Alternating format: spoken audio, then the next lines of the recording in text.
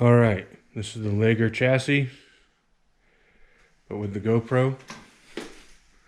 It's my first video, aside from bicycling videos, with the GoPro.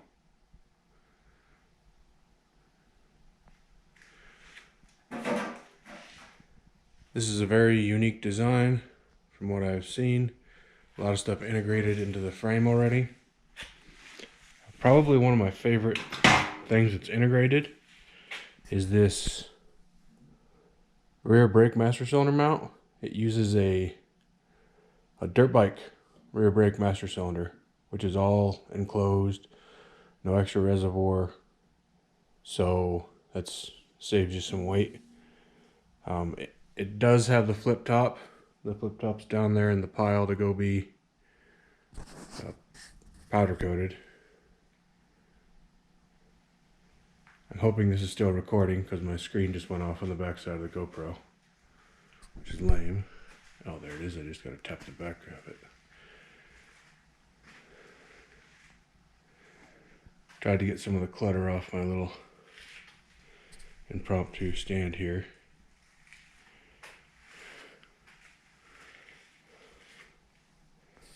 She's got all the necessary mounts and everything.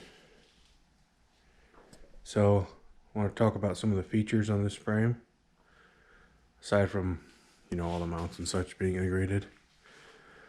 The motor mounts on this are for a CR500. We got here, but that's made to have a rubber go in it to take some of the vibration away. And then here is where your swing arm bolt goes through. These are aluminum, which is good because if they wear out, you can just replace them pretty easily. I mean, that wouldn't take 10 minutes on a lathe to make new ones of those. I am getting new ones made for this, just because I want the same thing, but with an insert in there of oil light. It's lubricant impregnated stuff. It basically keeps that from, you'll never have a seizing problem, and you'll never have that bolt just bind up in there. Like, this bolt was pretty brody when I took it out, and granted I could clean it up and use it again, but this caliber of frame, it doesn't deserve that. It deserves nice stuff.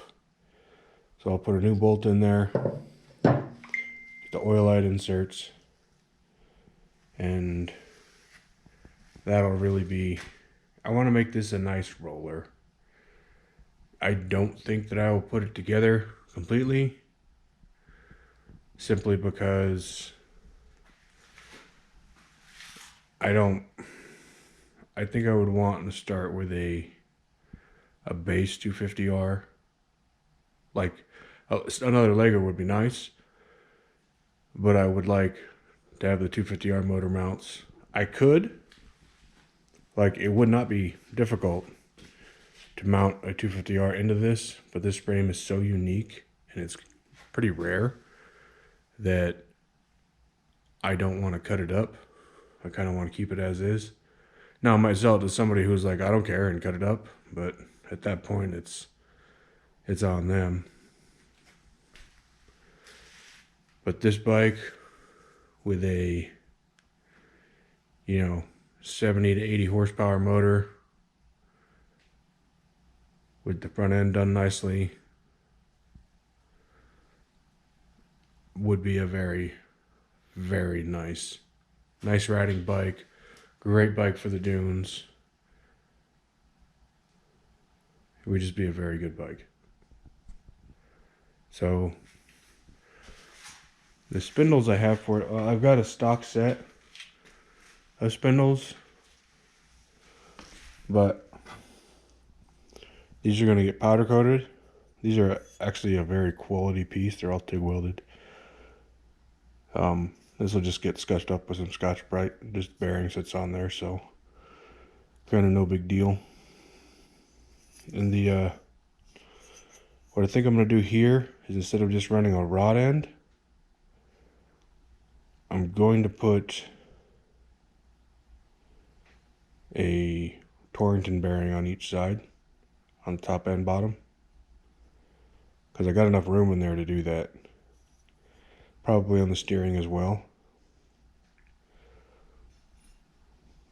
Try to make this thing just extra buttery in the front, because that's really what you want.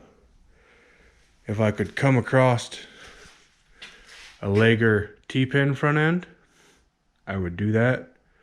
But at that point, the expense starts getting run up, and I don't want to run up the expenses if I'm parting ways with it. So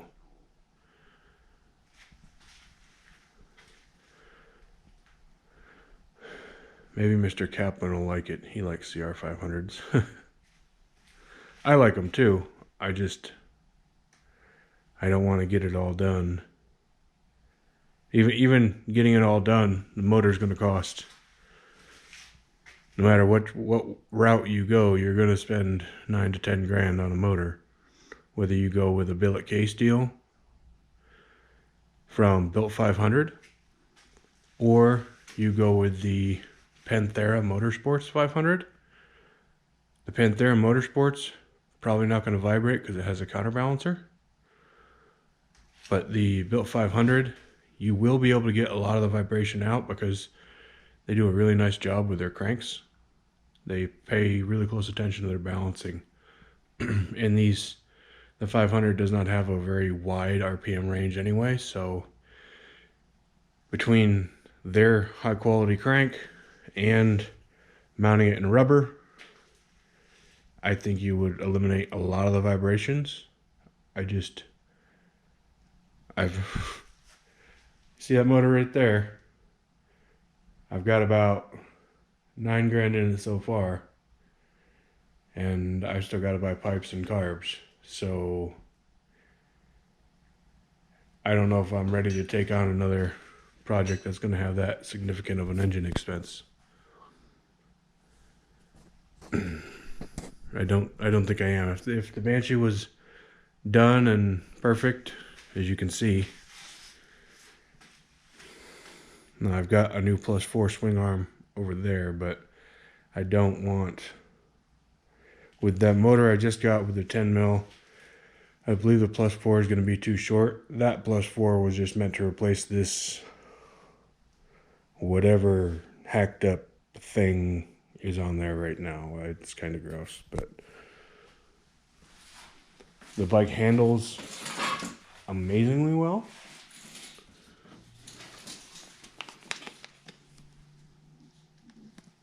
So I didn't really want to mess with the front end on the Banshee. I think keeping the front end as it is, keeping a little bit of weight up there, and with the little battery, I don't know if you can see it, I do believe that this bike would be okay with a +8, is maybe even a +6 if you didn't have a very aggressive tire on it. But if you want the thing to go up the hill, you kind of need a pretty aggressive tire, especially because I'm 270, probably 280 by the time I get my gear on and boots. So could be a thing, could be cool. This stupid idler gear on this thing, you should have seen it. It just wallered all in there. But I'll clean that up, get it put back together. Really, I should get a AA arm hill shoot chassis for that motor. That would probably save me a lot of heartache. And I'd still have a 4mm Dooner. And then I'd have a bike to take to the hill or the sand drags. Wife's bike, again, subframe should be here in a couple of weeks. And then that will be back together, and that'll be one less thing that's apart. I got 3 bikes apart right now, if you count this orange one. And then I've got a 450R Honda that's on the side of the house. It's a basket case. I'm going to be spending more time on that than I would care to, I think. And I've got the red Banshee frame sitting over there in the corner. It's completely OEM frame. It's straight. The numbers come back clean on it, but to register it in California, you got to have a complete bike. So, I don't know. I don't know if I want to run the risk of putting it back together and then being told, oh, by the way, you got to give all that stuff up. So, we'll see what happens there. I might try to lean sail it to myself or something. I don't know. But that is my messy ass garage and my projects. Putting the washer and dryer in the house as opposed to sitting out here is another project. Yeah, so that's everything done with the GoPro. I just thought this might be a little bit better quality video. So here it is. Have a good day. I feel like such a Looney Tune saying remember to like and subscribe, but remember to like and subscribe. Thank you. Have a good one.